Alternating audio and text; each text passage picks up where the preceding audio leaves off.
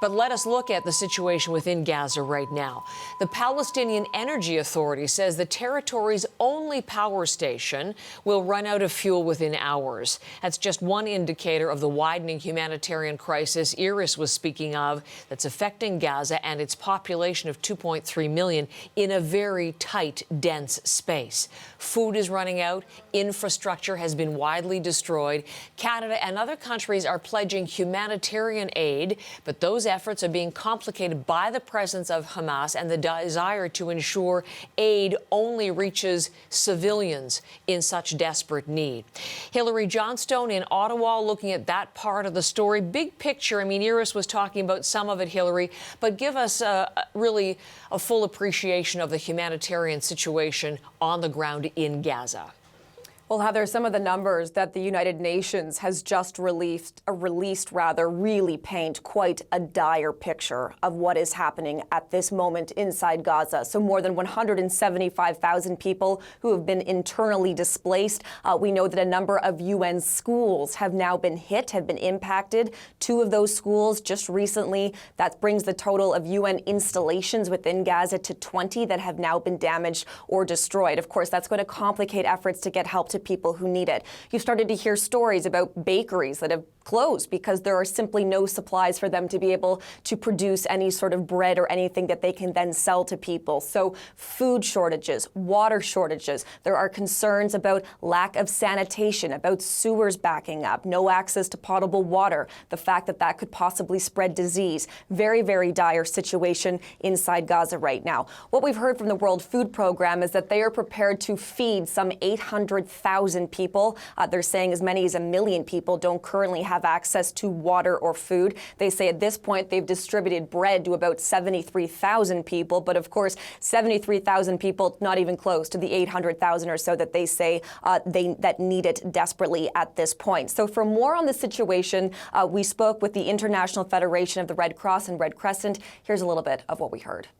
Gaza Strip is locked. I mean, the good news in the past is that we had the possibility to bring aid. And for instance, our volunteers, even today, they were distributing some of the stocks that were pre-positioned in Gaza for any possible emergency. But these stocks will finish together with fuel for electricity, together with food and water. So it really, I mean, there is a desperate call that in the next days will arrive from Gaza where needs will grow in an enormous scale.